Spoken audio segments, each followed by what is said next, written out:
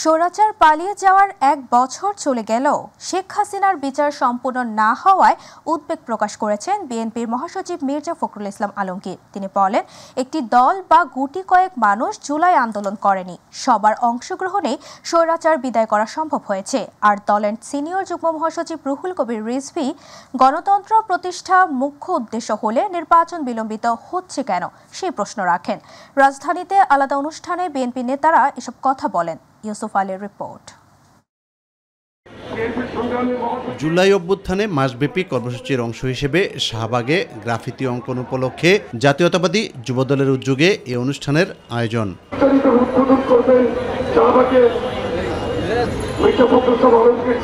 অনুষ্ঠানে বিএনপির মহাসচিব মির্জা ফখরুল ইসলাম আলমগীর বলেন, যে লক্ষ্য নিয়ে স্বৈরাচারের পতন ঘটানো হয়েছে তা বাস্তবায়ন না করে অপকর্মে লিপ্ত রয়েছে একটি মহল। দেখলাম 5 জন সমন্বয়কারীকে গ্রেফতার করেছে পুলিশ। তারা জোর করে একটি বাড়ি থেকে একজন সাবেক সংসদ সদস্যের থেকে 50 লক্ষ টাকা আদায় করেছে। এই কি পরিণতি যেটা আমরা চেয়েছিলাম? আজকে দুর্ভাগ্য আমাদের যে আমরা এমন কতগুলো বিষয় নিয়ে তর্ক বিতর্ক করছি, নিজেদের মধ্যে কোন্দলে লিপ্ত হয়েছি, যা বাংলাদেশকে আরো পেছনে ঠেলে দিতে পারে, ফ্যাসিস্টদেরকে শক্তি যোগাতে পারে, ফ্যাসিস্টদেরকে সুযোগ তৈরি করে দিতে পারে, আবার নতুন করে বাংলাদেশের উপরে যে ব্যবস্থা। কই হাসিনার বিচারের তো এখন পর্যন্ত তেমন কিছু আমরা দেখতে পেলাম না। কেন পেলাম না? 1 বছর হয়ে গেল, নয়াপল্টনে স্বেচ্ছাসেবক দল নেতা শফিউল বারী বাবুর ৫ম মৃত্যুবার্ষিকী উপলক্ষে আয়োজিত দোয়া ও মিলাদ মাহফিলে বিএনপির সিনিয়র যুগ্ম মহাসচিব রুহুল কবির রিজভী আহমেদ বলেন, গণতন্ত্রের পথকে বাধাগ্রস্ত করতে ষড়যন্ত্রে লিপ্ত রয়েছে একটি গোষ্ঠী। গণতন্ত্র যাতে আর কখনোই বিঘ্নিত না হয়, রাস্তার মধ্যে মুখ থুবড়ে না পড়ে, তার জন্য যে সংস্কারগুলো করা দরকার সেই সংস্কারের প্রতি সম্মতি সবাই তো জানিয়েছে। এ নিয়ে তো আর কথা বলার দরকার নেই। কিন্তু এইটার কথা বলে, এটার ধোয়া তুলে নির্বাচনকে প্রলম্বিত করা, গণতন্ত্রই যদি মুখ্য উদ্দেশ্য হয় তাহলে নির্বাচন বিলম্বিত হবে কেন?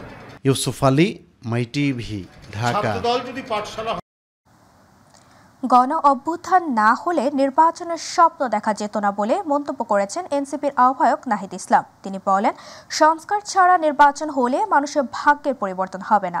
জামালপুরে জুলাই পদযাত্রা পরবর্তী সমাবেশে তিনি এসব কথা বলেন। এর আগে বেলা 11:30টায় শহরের তমালতলা মোড় থেকে পদযাত্রা শুরু করে এনসিপি। তমালতলা বকুলতলা হয়ে শহরের প্রধান সড়কগুলো প্রদক্ষিণ করে ফৌজদারি মোড়ে পদযাত্রা শেষে সেখানে এনসিপির পথসভা অনুষ্ঠিত হয়। কিছুদিনের মধ্যে 5ই আগস্ট আসতে যাচ্ছে। আমাদের জুলাই গণ অভ্যুত্থানের 1 বছর পূর্তি হবে। 5ই আগস্টের আগে 3রা আগস্ট আমরা ঢাকায় জড়ো হব। আমরা বলেছি জুলাই সনদ এবং জুলাই ঘোষণাপত্র অবশ্যই 5ই আগস্টের মধ্যে জারি করতে হবে এবং বিচার এবং সংস্কার এবং নতুন সংবিধানের প্রতিশ্রুতি নিশ্চিত করতে হবে। অনেকে বলে বিভিন্নভাবে আমাদের বিরুদ্ধে প্রোপাগান্ডা করার চেষ্টা করা হচ্ছে, আমরা নাকি নির্বাচন বানচালের চেষ্টা করছি, আমরা নাকি নির্বাচন পিছিয়ে দেওয়ার চেষ্টা করছি। আর এই গণ অভ্যুত্থান না হলে আপনারা নির্বাচনের স্বপ্নই দেখতে পারতেন না। জামালপুরে জাতীয় নাগরিক পার্টির আহ্বায়ক নাহিদ ইসলাম বলেছেন, মৌলিক সংস্কারের রূপরেখা জুলাই সনদের মধ্যেই থাকতে হবে। এর মধ্যে অধিকাংশ বিষয় ঐকমত্য হয়েছে। বিএনপি সহ বিভিন্ন দলের প্রস্তাবনায় উচ্চকক্ষ ছিল। এনসিপি বলেছে, উচ্চকক্ষ ভোটের অনুপাতে পিআর অনুসারে হতে হবে, এটা আসন অনুসারে হওয়া যাবে না। কিন্তু সে বিষয়ে ঐকমত্য আসেনি। আর ঐকমত্য না আসলে জুলাই সনদ স্বাক্ষরিত হবে কিনা এ নিয়ে সন্দেহ আছে। তিনি জানান, এ বিষয়ে ঐকমত্য আসার পরই জুলাই সনদের বিষয়ে বিবেচনা করবে এনসিপি। সকালে জুলাই অভ্যুত্থানের শহীদ পরিবারের সদস্যদের সাথে সাক্ষাৎ শেষে সাংবাদিকদের সাথে আলাপকালে তিনি এসব কথা বলেন।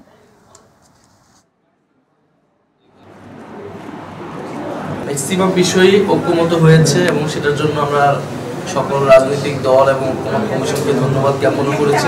সবাই যার যার অবস্থান থেকে সরে এসে জাতীয় স্বার্থে ঐক্যমত পোষণ করেছেন। কিন্তু এখন মধ্যে অত্যন্ত গুরুত্বপূর্ণ একটি বিষয় হচ্ছে উচ্চকক্ষ। কিন্তু প্রথম থেকে আলোচনা ছিল, বিএনপি সহ বিভিন্ন দলের প্রস্তাবনাতেও ছিল, কিন্তু আমরা বলেছিলাম যে উচ্চকক্ষটা ভোটের অনুপাতে হতে হবে, পিআর অনুসারে হতে হবে, এটা আসনের অনুসারে হওয়া যাবে না। এই উচ্চকক্ষ আমাদের ক্ষমতার ভারসাম্য এবং জবাবদিহিতার জন্য অত্যন্ত গুরুত্বপূর্ণ। সে বিষয়ে এখন মতো আসেনি। সেই বিষয়ে ঐক্যমত না আসলে এই জুলাই সনদ স্বাক্ষরিত হবে কিনা সেটা নিয়ে আমাদের সন্দেহ আছে। আমাদের জায়গা থেকে আমরা বলেছি যে এই বিষয়ে ঐক্যমত আসার পরে আমরা জুলাই সনদের বিষয়টা বিবেচনা করব। তবে আমরা চাই যে 5ই আগস্টের মধ্যে জুলাই সনদটা তৈরি হয়ে যাক এবং সর্বদলীয় ঐক্যমতের মাধ্যমে এটা ঘোষিত হবে। জাতীয় ঐকমত্য কমিশনের পক্ষ থেকে আজ জাতীয় সনদের খসড়া পাঠানো হবে দেশের সব রাজনৈতিক দলের কাছে। এ বিষয়ে কমিশনের সহসভাপতি অধ্যাপক আলী রিয়াজ জানান, দলগুলো দ্রুত মতামত দিলে সেটা সন্নিবেশিত করা হবে। আজ আবারও রাজনৈতিক দলগুলোর সাথে আলোচনায় বসছে জাতীয় ঐকমত্য কমিশন। কমিশনের সহসভাপতি অধ্যাপক ডক্টর আলী রিয়াজ জানান, জুলাই সনদ বাংলাদেশের ভবিষ্যৎ পথ চলায় একটি ঐতিহাসিক দলিল তৈরি করতে চায় কমিশন। এদিকে সরকারি কর্ম কমিশন দুদক, মহাহিসাব নিরীক্ষক ও নিয়ন্ত্রক এবং ন্যায়পাল নিয়োগের বিধানের আলোচনা থেকে বিএনপি সংলাপের শুরুতে ওয়াকআউট করে। এটা সিদ্ধান্ত নিতে হবে আপনাদের পক্ষ থেকে। আমাদেরকে যদি বলেন তাহলে আমরা এই আলোচনাটা সাসপেন্ড করতে পারি, আদারওয়াইজ আমরা আলোচনাটা কন্টিনিউ করতে কম্পেলড বাধ্য। কারণ হচ্ছে কেবলমাত্র আজকে এই আলোচনায় বিএনপি অনুপস্থিতির জন্য যদি আমরা কমিশন সিদ্ধান্ত নিই তাহলে কালকে ধরুন রেতন রায় এলাও করলে এলডিপি একটা কারণে ওয়াকআউট করার সাথে সাথে সেই বিষয়ে আলোচনা বন্ধ করা যাবে না। সেটা যেন প্রেসিডেন্স না হয়, আমরা সেই জায়গায় যেতে চাচ্ছি। আইন শৃঙ্খলা পরিস্থিতি নিয়ে এবং আইন প্রয়োগকারী সংস্থাগুলোর সাথে নির্বাচনী প্রস্তুতি সংক্রান্ত পর্যালোচনা সভা করেছেন অন্তর্বর্তী সরকারের প্রধান উপদেষ্টা অধ্যাপক ডক্টর মোহাম্মদ ইউনূস। আজ রাষ্ট্রীয় অতিথি ভবন যমুনায় এই সভায় সভাপতিত্ব করেন প্রধান উপদেষ্টা নিজেই। সভায় স্বরাষ্ট্র উপদেষ্টা জাহাঙ্গীর আলম, সেনাবাহিনী, পুলিশ সহ বিভিন্ন আইন প্রয়োগকারী সংস্থার সদস্যরা উপস্থিত ছিলেন। এ সময় প্রধান উপদেষ্টা দেশের আইন শৃঙ্খলা পরিস্থিতির খোঁজ খবর নেন। নির্বাচনের বিষয় নিয়েও আলোচনা হয় এই পর্যালোচনা সভায়। প্রধান উপদেষ্টা অধ্যাপক মোহাম্মদ ইউনূস বলেছেন, জুলাই বিপ্লবের দিনগুলোতে চিকিৎসকদের উপর হামলা ও হুমকি চালানো হলেও যারা আহতদের চিকিৎসা দিয়েছেন তারাই এই জুলাইয়ের সত্যিকারের নায়ক। রাজধানীর শাহবাগের শহীদ আবু সাইদ কনভেনশন সেন্টারে আহত আন্দোলনকারীদের সেবায় নিয়োজিত চিকিৎসক ও স্বাস্থ্যকর্মীদের সম্মানে আয়োজিত জুলাই স্মরণ অনুষ্ঠানে এক ভিডিও বার্তায় এসব কথা বলেন ডক্টর ইউনূস। তিনি বলেন, ফ্যাসিস্ট সরকার এ দেশের ছাত্র জনতার উপর গুলি চালিয়ে ক্ষান্ত থাকেনি। তারা সর্বোচ্চ চেষ্টা করেছে যেন কোনো হাসপাতালে আহতদের চিকিৎসা না হয়। কিন্তু জুলাইয়ে কিছু চিকিৎসক যোদ্ধাদের গল্প যুদ্ধক্ষেত্রে আহতদের সেবার গল্পকেও হার মানায়। জুলাই যোদ্ধাদের চিকিৎসায় নিজেদের সর্বোচ্চ দিয়েছিল। তারা রোগীর কোন তথ্য নথিভুক্ত পর্যন্ত রাখেনি, কারণ এইসব নথির সূত্র ধরে আহতদের গ্রেপ্তার করা হচ্ছে। বিনামূল্যে দিন রাত গলিবদ্ধ আন্দোলনকারীদের জীবন বাঁচাবে আপনারা সর্বোচ্চ ঝুঁকি দিয়ে চিকিৎসা।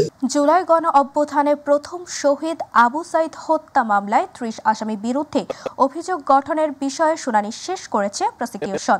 সব আসামির বিচার শুরুর আবেদন জানিয়েছেন চিফ প্রসিকিউটর। আজ আবু সাইদ হত্যা মামলায় আনুষ্ঠানিক অভিযোগ গঠনের শুনানি শুরু হয়। পরে আসামি পক্ষের শুনানির জন্য মঙ্গলবার দিন ধার্য করা হয়। এদিন ট্রাইব্যুনালে হাজির করা হয় রোকেয়া বিশ্ববিদ্যালয়ের সাবেক প্রক্টর শরীফুল ইসলাম সহ 6 জনকে। এদিকে আশুলিয়ার 6 মরদেহ পোড়ানোর মামলায় পলাতক সাবেক এমপি সাইফুল ইসলাম সহ 8 জন আসামির পক্ষে 2 জন স্টেট ডিফেন্স নিয়োগ দিয়েছেন ট্রাইব্যুনাল। এই মামলায় অভিযোগ গঠনের শুনানি 7 আগস্ট। এছাড়া লক্ষ্মীপুরের শিক্ষার্থী সহ 5 জনকে হত্যা মামলায় 3 আসামিকে কারাগারে পাঠানোর নির্দেশ দিয়েছেন ট্রাইব্যুনাল। এই মামলায় গ্রেফতার 3 জনকে একদিনের জিজ্ঞাসাবাদের জন্য অনুমতি দিয়েছেন আন্তর্জাতিক অপরাধ ট্রাইব্যুনাল। মামলা দায়ের করেছিল এবং যারা হত্যার শিকার হতে পারত তাদেরকে আসামি করে জেলখানায় বন্দী করা হয়েছিল। এটা একটা বিষয়। আর একটা গুরুত্বপূর্ণ বিষয় আমরা নিয়ে আসছি, সেটা হচ্ছে যে এই যে পোস্টমর্টম যিনি করেছিলেন তাকে উনি অরিজিনাল যখন পোস্টমর্টম রিপোর্ট করেন তখন সেটা গ্রহণ করেননি। তখন সরকারের তৎকালীন কর্তা ব্যক্তিদের নির্দেশে প্রভাবিত হয়ে বা নির্দেশিত হয়ে পুলিশ কমিশনারের পক্ষের লোকজন উপস্থিত ছিলেন, সাচিবের একজন চিকিৎসক উপস্থিত ছিলেন, আরও অনেকে তাকেই রিপোর্ট পরিবর্তনে বাধ্য করেছেন। তিনি দ্বিতীয়বার দিয়েছেন, সেটাও গ্রহণ করা হয়নি। তৃতীয়বার দিয়েছেন, সেটাও গ্রহণ করা হয়নি। চতুর্থবার দিয়েছেন, সেটাও গ্রহণ করা হয়নি। উনি বাধ্য হয়ে পঞ্চমবার তাদের মতো করে একটা রিপোর্ট দিতে বাধ্য। রাজধানীর উত্তরায় মাইলস্টোন স্কুল অ্যান্ড কলেজে যুদ্ধ বিমান বিধ্বস্তের ঘটনায় সাহিল ফারাবী আয়ান নামের আরও এক শিক্ষার্থীর মৃত্যু হয়েছে। গত রাত 1:45টায় জাতীয় বার্ন ও প্লাস্টিক সার্জারি ইনস্টিটিউটে চিকিৎসাধীন অবস্থায় তার মৃত্যু হয়। Sahil Farabi Ayan Milestone School and কলেজের ইংরেজি ভার্সনের 7ম শ্রেণীতে পড়ালেখা করত। জাতীয় বার্ন ও প্লাস্টিক সার্জারি ইনস্টিটিউটের আবাসিক সার্জন ডাক্তার শাওন বিন রহমান বিষয়টি নিশ্চিত করেছেন। তিনি জানান, ফারাবীর শরীরে 40% দগ্ধ ছিল, তাকে আইসিইউতে রাখা হয়েছিল। এই ঘটনায় সর্বমোট এখন পর্যন্ত জাতীয় বার্নে 18 জনের মৃত্যু হয়েছে। এছাড়া ঢাকা মেডিকেলে বার্নে 1 জনের মৃত্যু হয়েছে।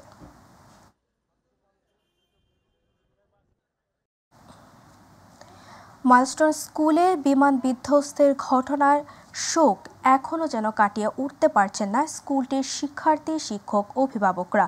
তাদের সহমর্মিতা জানাতে চলছে কাউন্সেলিং। এছাড়া বিমান বাহিনী পরিচালনা করছে 7 দিনের মেডিকেল ক্যাম্প। এখনও দুর্ঘটনাস্থল পরিদর্শনে আসছেন অনেকেই, জানাচ্ছেন আহত ও নিহত শিশুদের প্রতি সহমর্মিতার কথা। আফজাল হোসেনের রিপোর্ট।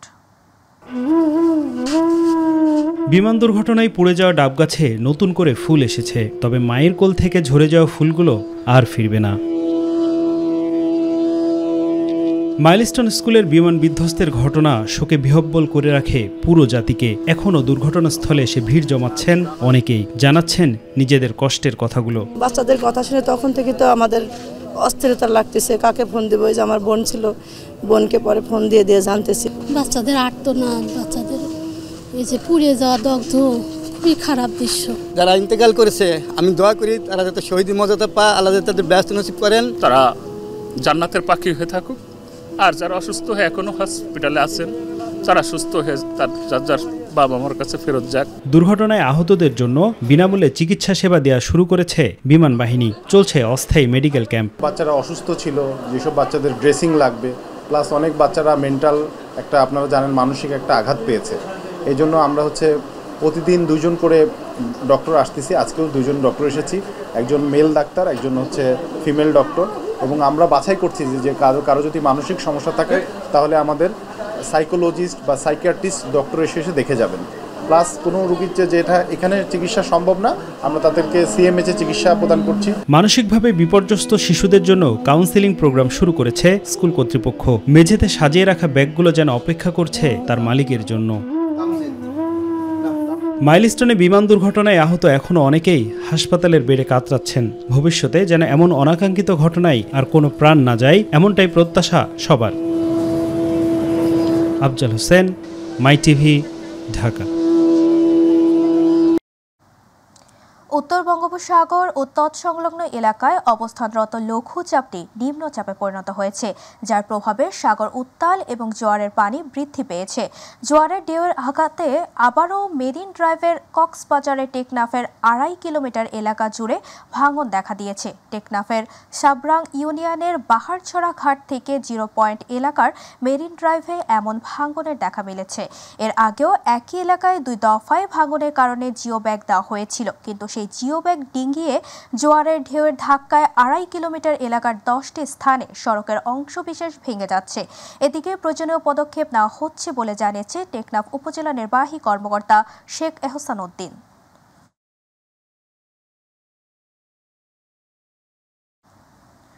মৌসুমী বায়ুর প্রভাবে সপ্তাহব্যাপী টানা বৃষ্টির কারণে পানিতে ডুবেছে বরিশাল মহানগর ও আশপাশের জেলা উপজেলা। বৈরী আবহাওয়ার কারণে সমুদ্র বন্দরকে 3 নম্বর ও নদী বন্দরকে 1 নম্বর সতর্ক সংকেত দেখিয়ে যেতে বলেছে আবহাওয়া অধিদপ্তর। সকাল থেকে টানা ভারী বৃষ্টির কারণে পানিতে ডুবেছে সদর রোড, বগুড়া রোড, বটতলা, ভাটিখানা ও পলাশপুরের নিম্নাঞ্চল। আবহাওয়া অধিদপ্তরের পর্যবেক্ষক মোহাম্মদ হুমায়ুন কবির জানান, সকাল থেকে মাত্র 2 ঘন্টায় 90 মিলিমিটার বৃষ্টিপাত রেকর্ড করা হয়েছে। এমন বৈরী আবহাওয়ায় আরও 2-1 দিন বিরাজ করতে পারে, তবে বরিশাল থেকে দূরপাল্লা বা অভ্যন্তরীণ কোনো যাত্রীবাহী নৌযান চলাচলে বাধা নেই। দর্শক, এই মুহূর্তে বরিশাল থেকে যুক্ত হচ্ছে সহকর্মী পারভেজ রাসেল। পারভেজ, বরিশাল নগরীতে প্রতিনিয়তই জলাবদ্ধতায় ভোগান্তি পোহাচ্ছেন মানুষ, তো কেন এই সমস্যার সমাধান হচ্ছে না আমাদের জানাবেন। তাবাচ্ছুম যেমনটা জানতে চেয়েছেন আপনি, আমিও বলতে চাই যে জানেন যে গত সপ্তাহখানেক ধরেই কিন্তু থেমে থেমে বৈরী আবহাওয়া, মৌসুমী বায়ুর পরিবর্তন এবং আমাবর্ষার কারণে কিন্তু এই জলাবদ্ধতা হচ্ছে, বৃষ্টি হচ্ছে এবং এই তীব্র বৃষ্টির কারণে কিন্তু জলজটের সৃষ্টি হচ্ছে।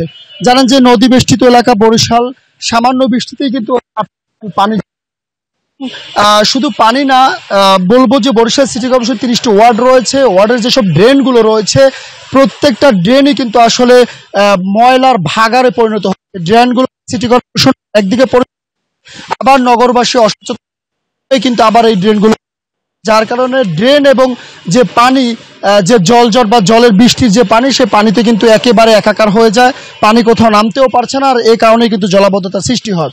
একদিকে জলাবদ্ধতা, অপরদিকে বৃষ্টির পানি, সব মিলিয়ে কিন্তু নগরবাসী একেবারে নাভিশ্বাস অবস্থা, নিম্নআয়ের মানুষ রয়েছে চরম। আজ সকাল থেকে এখন অবধি পর্যন্ত টানা 2 ঘন্টা ভারী বৃষ্টিপাত হয়েছে। আবহাওয়া অধিদপ্তরের যিনি রয়েছেন পর্যবেক্ষক হুমায়ুন কবির, তিনি নিশ্চিত করেছেন যে 90 মিলিমিটার বৃষ্টিপাত তিনি রেকর্ড দিয়েছে। সেই মিলিমিটার বৃষ্টিপাতে কিন্তু এই অবস্থা নগরীর। দেখছেন এই একেবারে নগরীর প্রাণকেন্দ্রে রয়েছে কালীবাড়ি রোড, সেখানের অবস্থাই এই। নগরীর হসপিটাল রোড রয়েছে, সদর হসপিটাল রয়েছে, বগুড়া রোড রয়েছে, সদর রোড এবং নিম্ন অঞ্চল যে পলাশপুর, সেখানেও কিন্তু একেবারে কোথাও কোথাও কোমর অবধি, কোথাও হাঁটু অবধি পর্যন্ত পানি। এবং এই পানি কিন্তু 2-1 দিনে অবসর বা নেমে যায় না এবং অবসানও হয় না। পানির জলাবদ্ধতা সৃষ্টি হয়, একদিকে মশা, একদিকে পানি, একদিকে তীব্র যে নগরের যে জলাবদ্ধতা, এতে মানুষের চরম দুর্ভোগ সৃষ্টি হচ্ছে। মানুষ বারবার বলছে, সিটি কর্পোরেশনের দিকেই কিন্তু আঙুল তুলছে যে শহরের জলজটের কারণ, তার প্রধান কারণ হচ্ছে ড্রেনগুলোকে পরিষ্কার না করা। তো সব মিলিয়ে বরিশালের মানুষের যে দুর্ভোগ, সেটা কিন্তু আপনি দেখলেন। তো আপাতত এই রয়েছে বরিশাল থেকে আমার কাছে জলজটের যতটুকু তথ্য ছিল। পারভেজ, আপনাকে ধন্যবাদ। দর্শক, বরিশাল থেকে বৃষ্টির কারণে সৃষ্ট জলাবদ্ধতার সর্বশেষ পরিস্থিতি জানাচ্ছিলেন আমাদের সহকর্মী পারভেজ রাসেল। রবীন্দ্র বিশ্ববিদ্যালয়ের স্থায়ী ক্যাম্পাস নির্মাণে ডিপিপির দ্রুত অনুমোদন ও পূর্ণ বাস্তবায়নের দাবিতে ঢাকা পাবনা মহাসড়ক অবরোধ করে মানববন্ধন ও প্রতীকী ক্লাস করেছে শিক্ষার্থীরা। সকালে সিরাজগঞ্জের শাহজাদপুরে রবীন্দ্র বিশ্ববিদ্যালয়ের শিক্ষার্থীরা একাডেমিক ভবন 3-এর সামনে মহাসড়ক অবরোধ করে দেয়। ঘণ্টাব্যাপী 5টি ডিপার্টমেন্টে মোট 12টি ক্লাসের পাঠদান কার্যক্রম পরিচালিত হয়। ঘণ্টাব্যাপী কর্মসূচি পালন করেছে বিশ্ববিদ্যালয়টির বাকি শিক্ষক, কর্মকর্তা, কর্মচারী ও শিক্ষার্থীরা। প্রক্টর মোহাম্মদ নজরুল ইসলাম বলেন, দীর্ঘ 9 বছর অতিবাহিত হলেও স্থায়ী ক্যাম্পাস পায়নি রবীন্দ্র বিশ্ববিদ্যালয় বাংলাদেশ। ভাড়া ভবনে কোনো রকমে একাডেমিক ও প্রশাসনিক কর্মকাণ্ড চললেও বিশ্ববিদ্যালয়ের সুবিধা পাচ্ছে না শিক্ষার্থীরা।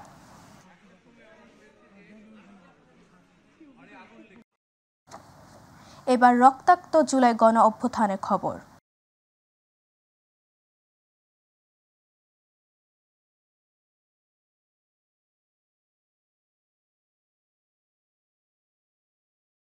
জুলাই আন্দোলন ঘিরে 2024 সালের 28 জুলাই পুলিশের গোয়েন্দা বিভাগের কার্যালয় থেকে জোর করে আদায় করা ভিডিও বার্তায় ছাত্র আন্দোলনের সব ধরনের কর্মসূচি প্রত্যাহারের ঘোষণা দিতে বাধ্য করা হয়েছিল নাহিদ ইসলামকে। সমন্বয়কদের কাছ থেকে জোর করে আন্দোলন প্রত্যাহারের বিবৃতি আদায় করা হয়েছে বলে অভিযোগ তুলে পরদিন সারা দেশে বিক্ষোভ কর্মসূচি ঘোষণা করেন মুক্ত থাকা কয়েকজন সমন্বয়ক। আতিকুর রহমান তিতাসের রিপোর্ট। 2024 সালের 28 জুলাই আন্দোলনের উত্তপ্ত সময়ে এক এক করে 5 সমন্বয়কের পর 28 জুলাই ভোরে আরেক সমন্বয়ক নুসরাত তাবাসসুমকেও ডিবি কার্যালয়ে নেওয়া হয়। সরকারের পক্ষ থেকে জানানো হয়, নিরাপত্তা দিতেই তাদের গোয়েন্দা হেফাজতে রাখা হয়েছে। তার পরিবার যেন নিশ্চিন্ত থাকে, সেটা আমরা তাদেরকে আশ্বস্ত করতে চাই। রাতে ডিবি হেফাজতে থেকেই ভিডিও বার্তা দেন আন্দোলনের 6 সমন্বয়ক। ভিডিওতে আন্দোলনের অন্যতম সমন্বয়ক নাহিদ ইসলামকে লিখিত বক্তব্য পাঠ করতে দেখা যায়, যেখানে কোটা সংস্কারের দাবি পূরণ হওয়ায় বৈষম্য বিরোধী ছাত্র আন্দোলনের সব ধরনের কর্মসূচি প্রত্যাহারের ঘোষণা দেন তিনি। সার্বিক স্বার্থে আমরা এই মুহূর্তে থেকে আমাদের কর্মসূচি প্রত্যাহার করছি। ভিডিও বার্তা আসার কিছুক্ষণ আগে ঢাকা মহানগর পুলিশের তৎকালীন অতিরিক্ত কমিশনার হারুনুর রশিদ সমন্বয়কদের সঙ্গে এক টেবিলে খাওয়ার ছবি ফেসবুকে পোস্ট দিয়ে জানান, শিক্ষার্থীদের নিরাপত্তা নিশ্চিতে নেওয়া পরিকল্পনায় উদ্বেগ মুক্ত হয়েছেন সমন্বয়করা। তাদের সেফটি সিকিউরিটি আমরা দেখছি।